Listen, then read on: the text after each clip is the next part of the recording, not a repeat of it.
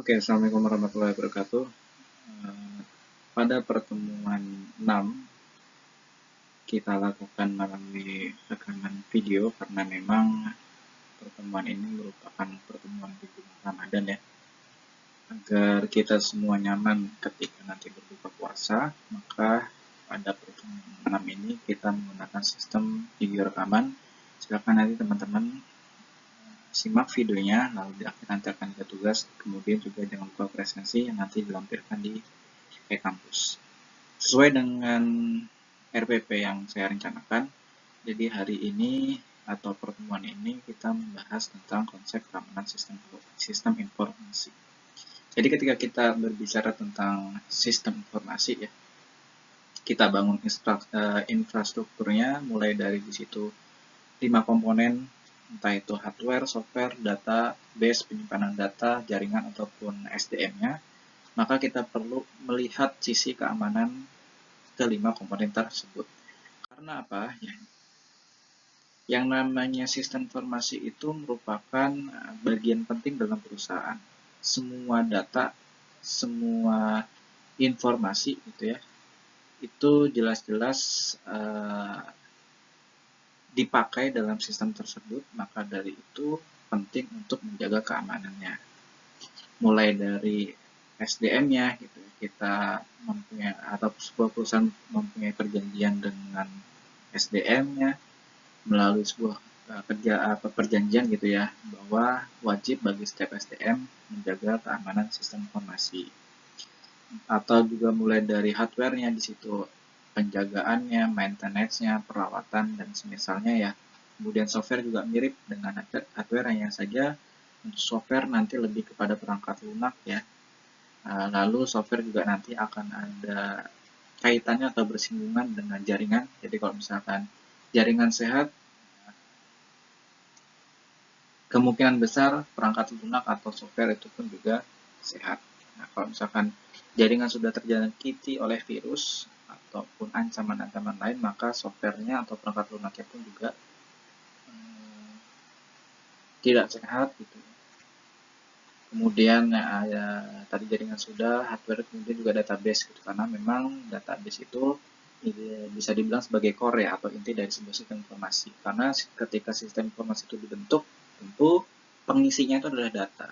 Jadi kalau misalkan datanya aja diretas atau di otak-atik gitu oleh orang-orang yang tidak berkepentingan, orang-orang yang tidak diharapkan gitu ya, maka sistem informasi juga akan gagal. Yang harusnya kita contohnya e-kampus gitu, yang seharusnya kita membutuhkan data mahasiswa, ternyata data mahasiswa diambil semua gitu, diganti data dummy gitu, ataupun data-data nggak jelas, nanti kan sistem juga akan susah membacanya.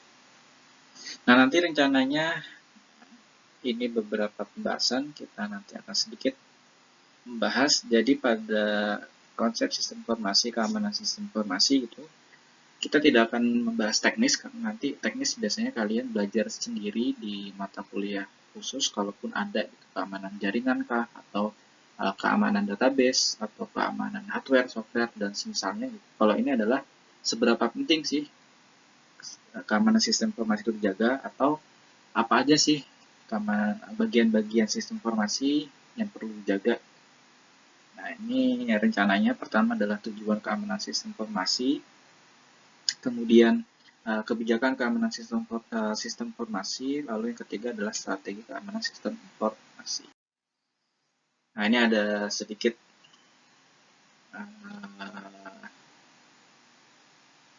berita-berita yang beredar ya. Pertama adalah Kejagung koordinasi dengan BSSN soal dugaan peretasan database.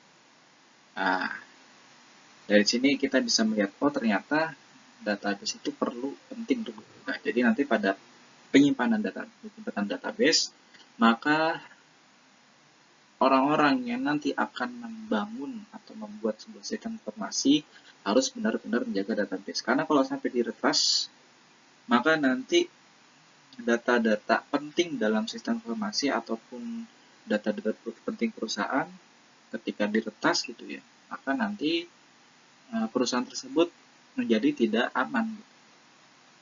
Kalau ternyata perusahaan itu bergerak dalam bidang perbankan misalkan gitu ya. Nah, kalau tahu customer bahwa bank tersebut mudah diretas database-nya, ya, nggak akan ada yang percaya pada bank tersebut.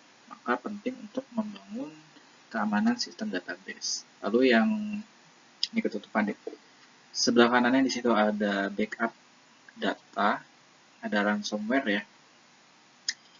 Ini pengelola TI menonaktifkan atau mencabut jaringan lokal. Nah, berbicara tentang ransomware, dulu sempat beredar ransomware gitu ya, sempat viral banget sampai dari Kominfo pun juga meminta kita untuk berhati-hati tentang data kita dari ancaman ransomware ini. Ransomware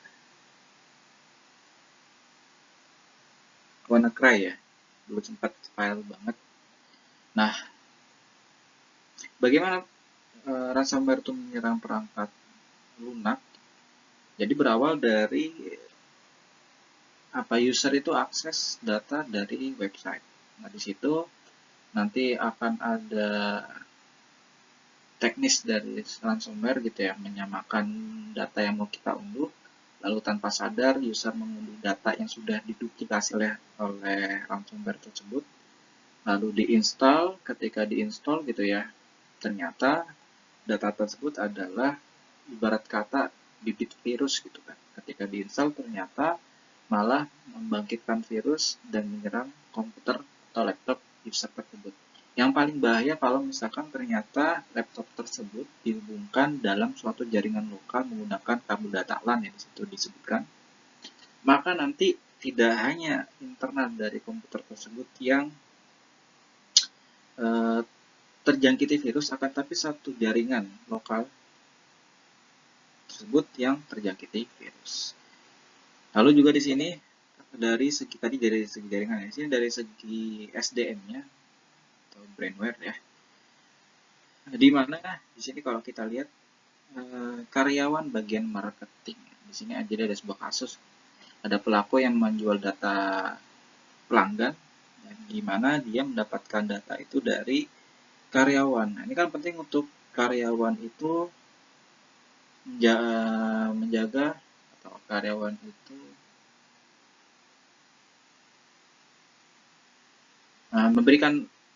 perusahaan memberikan kepercayaan pada karyawan, harusnya karyawan menjaga kepercayaan tersebut.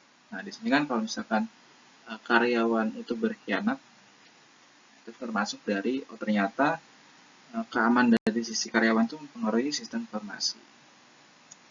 Oke, next ya. Jadi ketika kita bicara tentang tujuan keamanan sistem informasi, tujuannya itu adalah untuk meyakinkan integritas, kelanjutan, dan kerahasiaan dari pengolahan data. Adapun keuntungan dengan meminimalkan risiko harus diimbangi dengan biaya yang dikeluarkan. Jadi semakin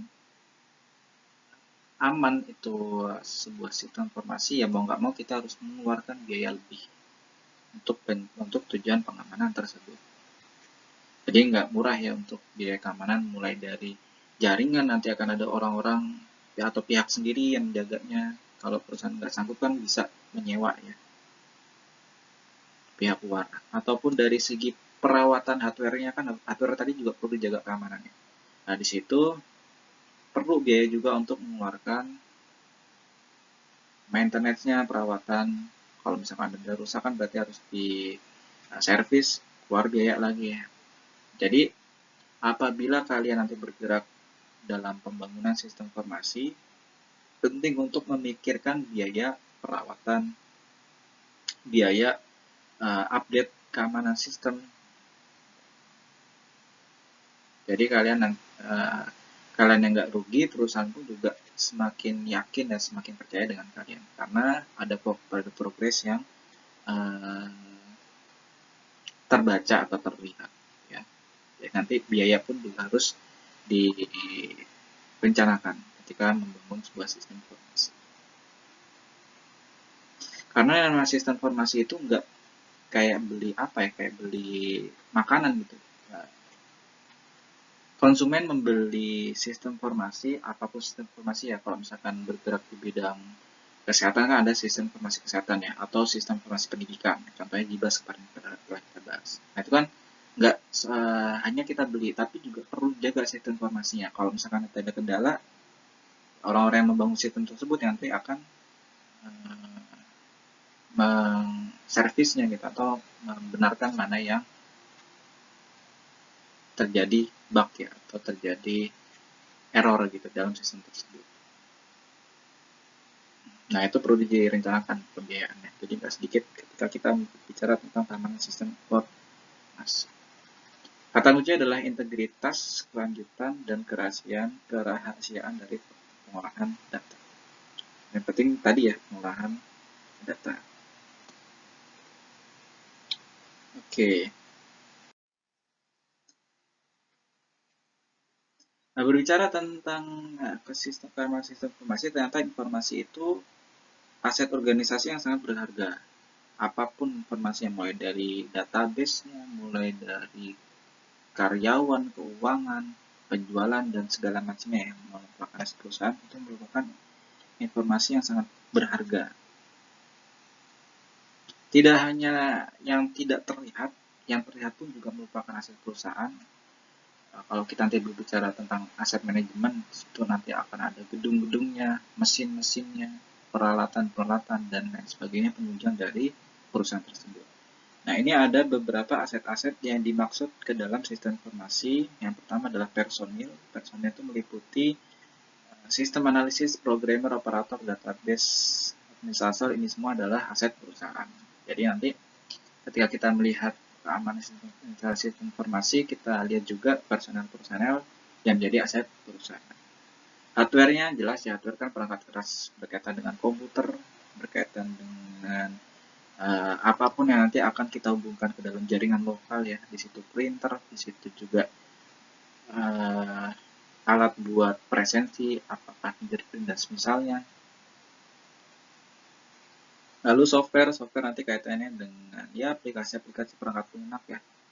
Jadi dalam sistem informasi kan butuh nanti software atau perangkat lunak untuk penunjang perusahaan tersebut gitu ya. Lalu yang penting juga sistem jaringan, karena nanti dari sistem jaringan ini core-nya gitu intinya, kalau misalkan sistem jaringan sudah kena, maka nanti bisa menyebabkan mulai dari perangkat lunaknya dulu ya, error, lalu juga nanti berlanjut ke hardware-nya. Kalau perangkat lunak sudah terjangkiti, maka nanti perangkat keras juga terjangkiti virus.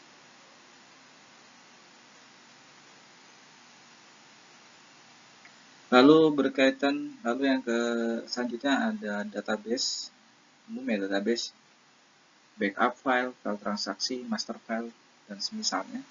Lalu fasilitas lebih kepada aset perusahaan yang nanti menjadi nilai yang perlu diperhitungkan dari perusahaan.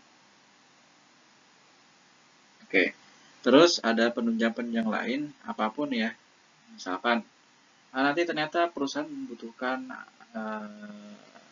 perintilan atau hal-hal kecil penunjang aset-aset lain, seperti contohnya adalah kertas, tinta printer, atau bahkan sekelas atau seukuran pulpen dan macam-macamnya yang menjadi penunjang aset.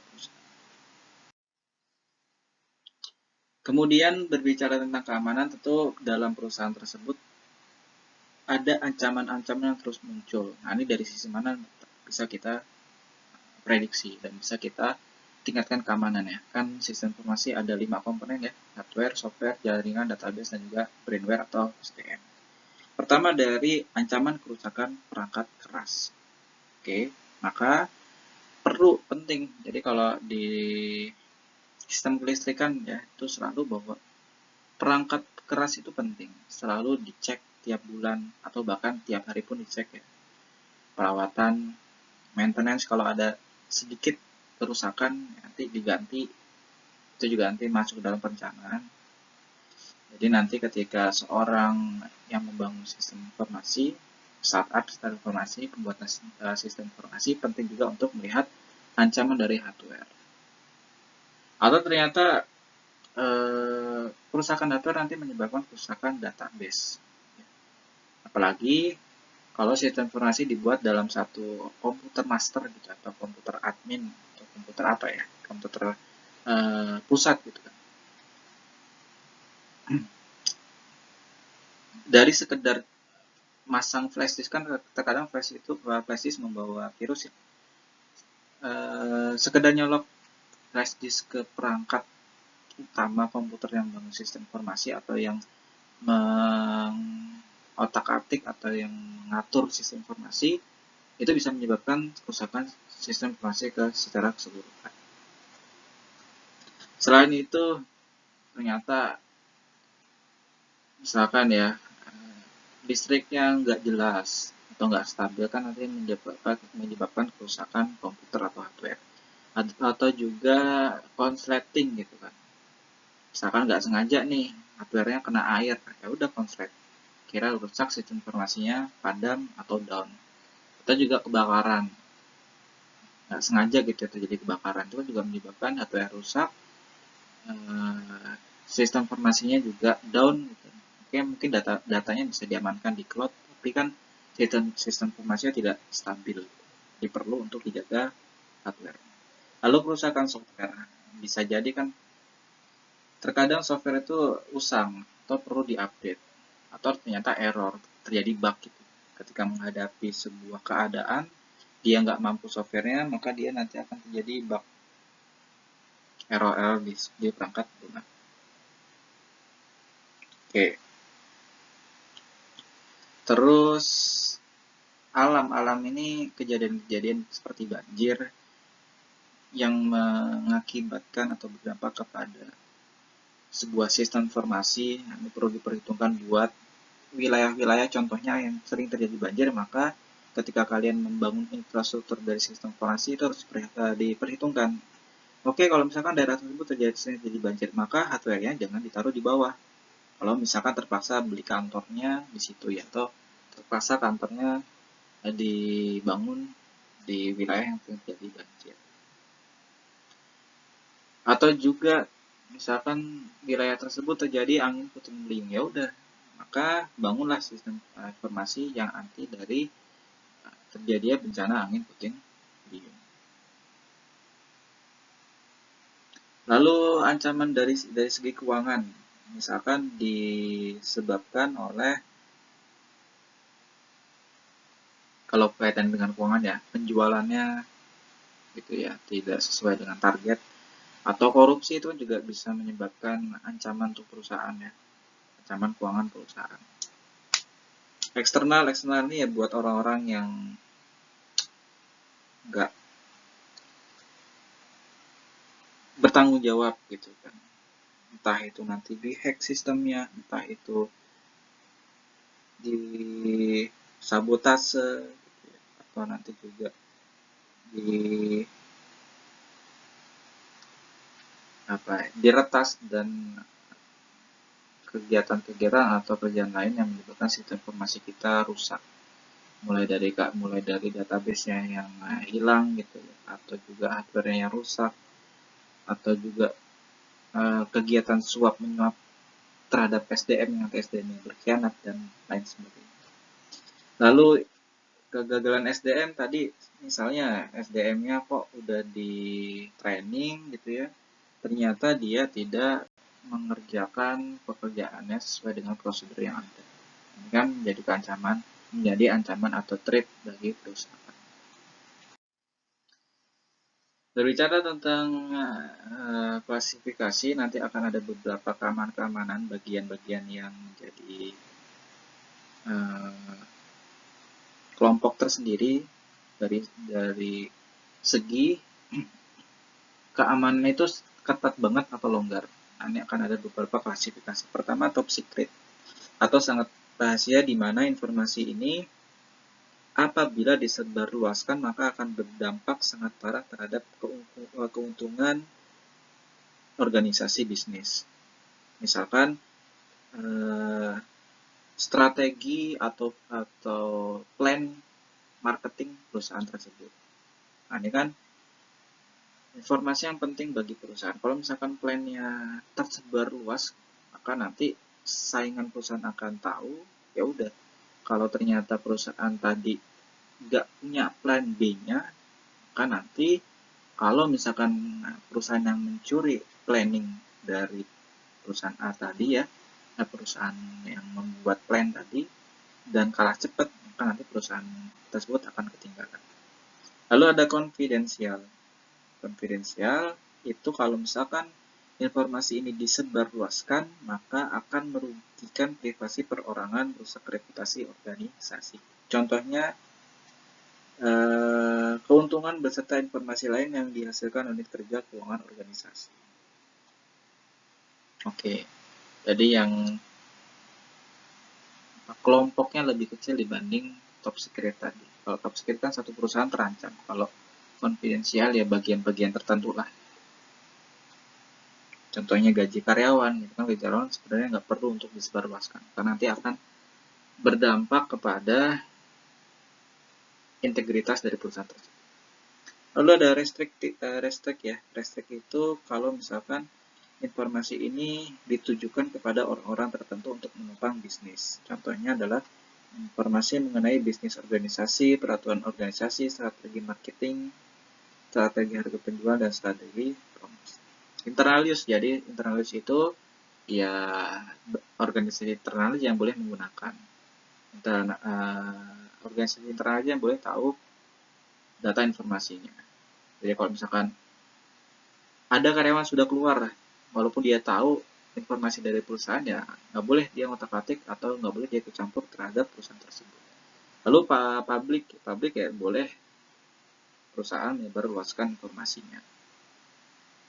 Banyak ya yang boleh diketahui oleh publik, seperti apa sih keuntungan membeli produk dari perusahaan tersebut, atau apa sih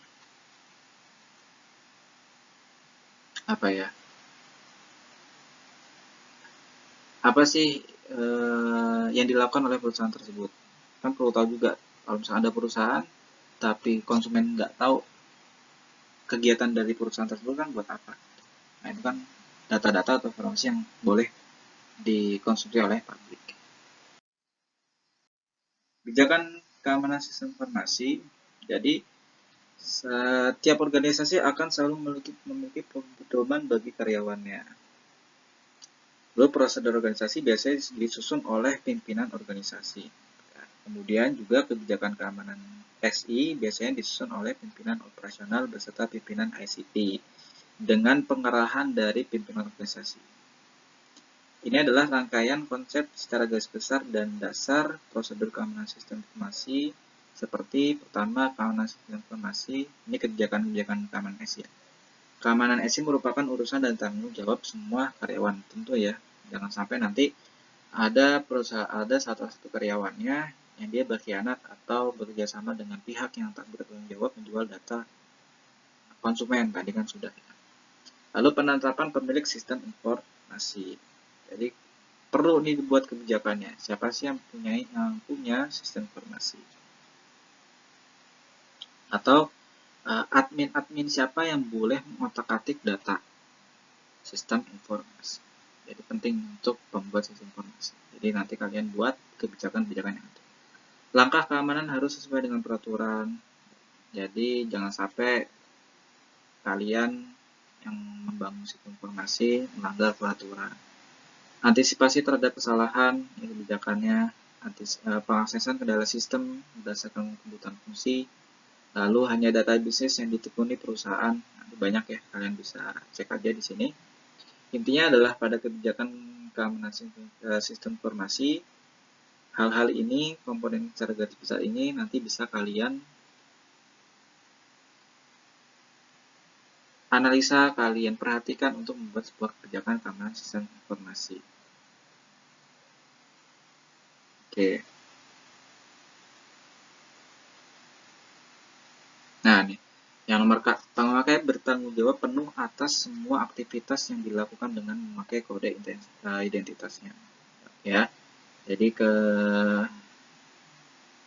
beberapa konsep secara garis besar dari kebijakan keamanan SI, terutama yang tadi ya, pemakai bertanggung jawab penuh atas semua aktivitas yang dilakukan dengan memakai kode identitas.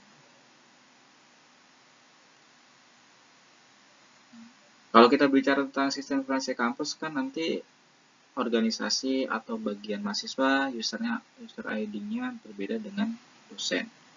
Ataupun mahasiswa pun juga berbeda nih antara jurusan informatika dengan jurusan lain. Dosen pun juga beda, jurusan A dengan dosen jurusan B. Jangan sampai, ini kan sebenarnya juga nggak boleh ya. Ada nih karyawan yang dengan sengaja dan tidak bertanggung jawab menggunakan data karyawan lain, ya boleh jadi untuk hal-hal yang tidak diperbolehkan. Misalkan otak-atik gaji temennya, atau juga membuat dengan menggunakan ID temennya ya, itu menjatuhkan integritas, menjatuhkan harga diri temennya, kan nggak boleh. Itu perlu dibuat kebijakannya. Lalu strategi keamanan sistem informasi. Ketika berbicara tentang strategi keamanan SI, berawal dari 3 ini tadi ya tujuannya.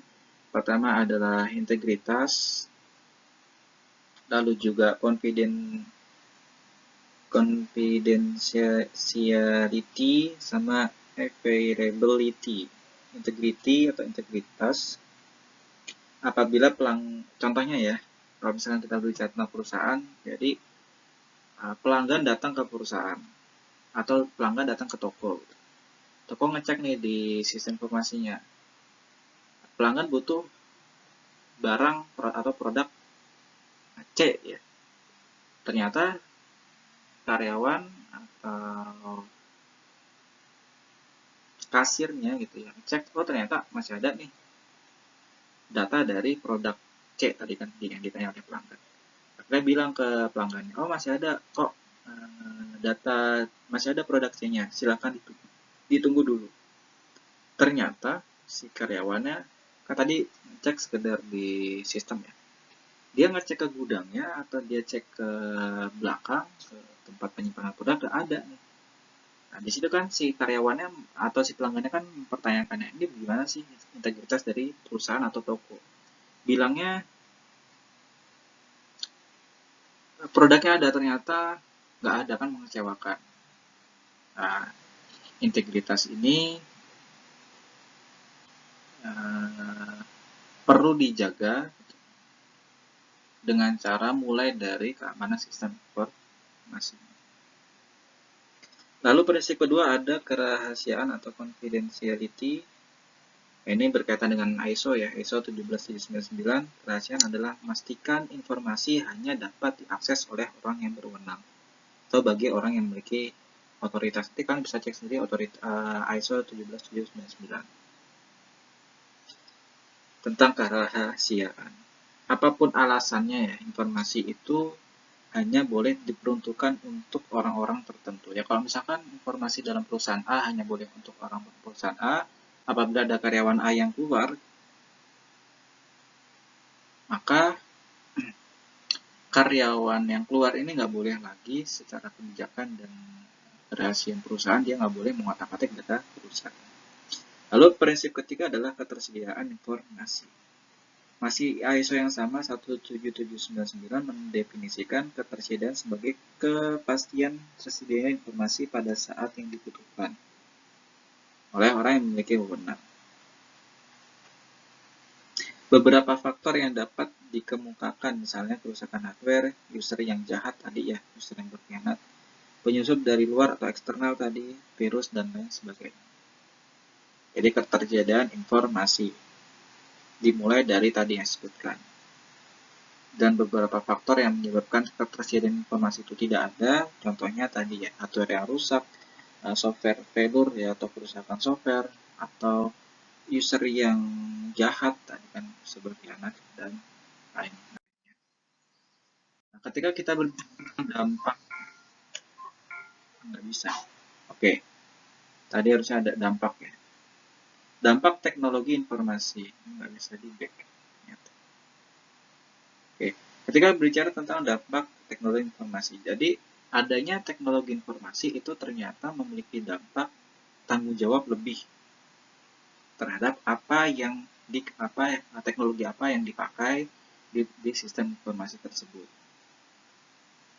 Oke, ketika berbicara tentang teknologi informasi, kita bicara tentang data, data perlu ada yang namanya sentralisasi data atau pengumpulan data-data secara terpusat. Nah, ketika ada namanya proses pengumpulan data secara terpusat, nanti kalian bisa cek sendiri di PowerPoint-nya.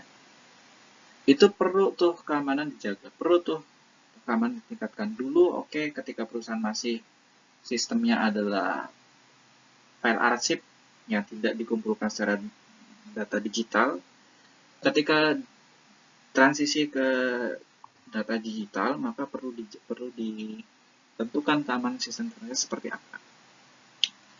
Nah, itu kan dampak dari adanya teknologi informasi. Lalu pengaksesan data. Pengaksesan informasi dapat lebih mudah dilakukan baik dari dalam maupun dari luar organisasi. Nah, dengan adanya kemajuan teknologi ini, informasi yang awalnya hanya ditujukan untuk perorangan, akhirnya dapat dipakai atau diakses oleh karyawan organisasi yang bersangkutan. Tergantung kewenangannya ya.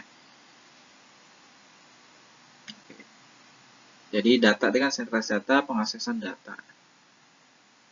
Nah, dampak dari teknologi informasi tadi, untuk orang-orang yang mengakses data, kita berbicara tentang kebijakan, maka tidak boleh sembarangan karyawan misalkan dia mengakses data pimpinannya.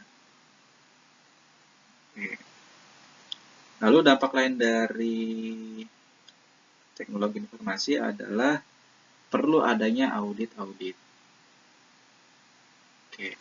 Kemudian juga pengetahuan teknologi yang tinggi. Jadi setelah adanya teknologi informasi, di situ muncul digitalisasi hardware, software, jaringan, database, maka perlu adanya pengetahuan teknologi yang tinggi baik dari user maupun pengembang dari sistem informasi. Akibat adanya teknologi informasi, ternyata teknologi itu dapat mengubah pola bisnis. Yang gampang deh kita berbicara tentang e-commerce pertemuan sebelumnya. Nah, sistem informasi harus melek nih orang-orang SEO bahwa ternyata kebutuhan masyarakat atau pengaksesan masyarakat itu tidak lagi hanya melihat berbelanja secara konvensional. Dia sudah berpindah ke e-commerce atau digital, maka perlu untuk mengembangkan, karena pola bisnis sudah berubah ya. Yang dulu kita kalau beli apa harus ke mall, sekarang kan cukup dari handphone atau dari sistem informasi yang ada. Maka perlu ya dari keamanan sistemnya harus diperbaharui, harus terus dijaga gitu. Terus juga harus selalu dikembangkan sesuai dengan apa minat pasar. Lalu selain tadi kekurangan audit juga keterlibatan audit. Jadi ketika sudah ada yang namanya teknologi gitu, ada yang namanya audit sistem informasi.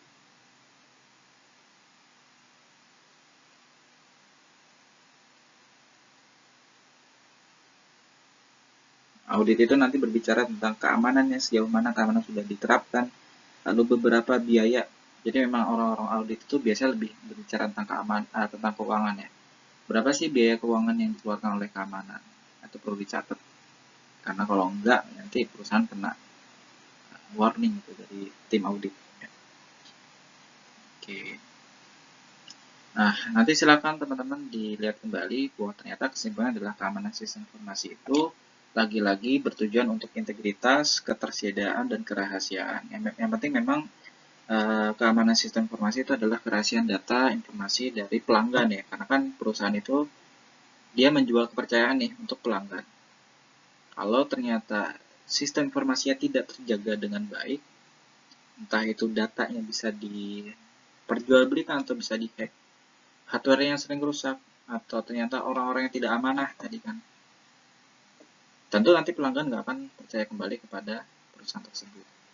Maka buat orang-orang yang nanti akan mengembangkan sistem informasi, perlu diperhatikan juga keamanan sistem informasi. Dan perlu juga, ini kan berkaitan dengan keuangan ya, perlu juga dibicarakan dengan pemilik sistem informasi atau pengembang sistem informasi dalam perusahaan tersebut, kira-kira bagaimana tentang keuangan. Karena semakin besar tingkat keamanan sistem informasi, semakin besar juga biaya perencanaan untuk sistem informasi tersebut. Oke, nampaknya sekian dari saya. Nanti teman-teman bisa cek sendiri untuk konsep keamanan sistem informasi. Jadi kita nggak bicara tentang teknisnya ya, karena teknis nanti akan dengan tabel sendiri.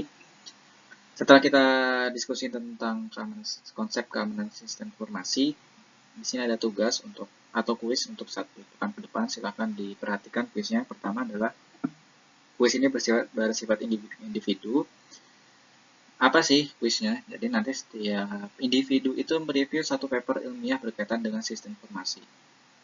Dan catatan penting bahwa setiap mahasiswa itu berbeda. Jadi nanti ketika saya cek kok ternyata ada yang sama, yaitu nanti nilainya dibagi 2 atau 0 sekalian.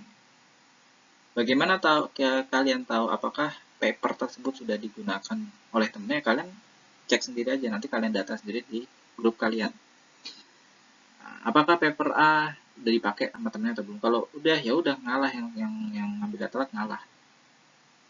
Dari mana dapat paper ini saya contohkan, jadi nanti teman-teman bisa cek sendiri sumber-sumber lain ya. Jadi ketika kita mau akses paper ilmiah itu, carilah referensi yang valid atau yang dapat dipercaya secara keilmiahan. Dari mana kalian bisa melihat? Pertama, kalian bisa cek Google Scholar, nanti kalian cek sendiri. Ada keywordnya yang kalian inputkan gitu. Lalu ada portal Garuda, nanti kalian cek aja di situ, kalian ketik aja asal keamanan sistem informasi misalkan, atau audit sistem informasi, atau pengembangan sistem informasi. Banyak ya, apapun kalian yang terpikirkan di pikiran kalian, kalian ketikin aja di Google Scholar, portal Garuda, atau website jurnal elektronik lainnya. Mungkin kalian ada yang sudah paham tentang jurnal elektronik, boleh kalian akses, kalian cari, nanti kalian download gitu ya papernya, lalu kalian review jurnalnya. Atau kalau lebih valid lagi, kalian bisa cek Sinta. Sinta itu jurnal elektronik ya. Banyak di situ paper, kumpulan-kumpulan jurnal elektronik yang mana setiap jurnal ada isinya banyak ya. Isinya banyak paper-paper ilmiah. Topiknya, konsep bisa dicek. Nanti kalau misalkan butuh yang namanya contoh review jurnal, saya kirim di grup WhatsApp ya. Kemudian tugas ini dikumpulkan untuk submit atau mengumpulkan tugas, kalian kumpulkan di pertemuan ke-6 ya. Nanti batasnya 1 pekan biasanya. Jangan sampai kalian lupa, karena tidak ada alas lupa. Nanti temennya mengingatkan untuk yang lain apabila belum mengumpulkan kuisnya. Karena nanti ini masuk ke dalam nilai tugas. Oke. Nah, ini terakhir dari saya, referensi yang saya gunakan. Kata Sutapra ya, konsep sistem informasi, kalian bisa baca-baca kembali. Terima kasih dari saya, kurang lebihnya mohon maaf. Selamat mengerjakan tugas. Assalamualaikum warahmatullahi wabarakatuh.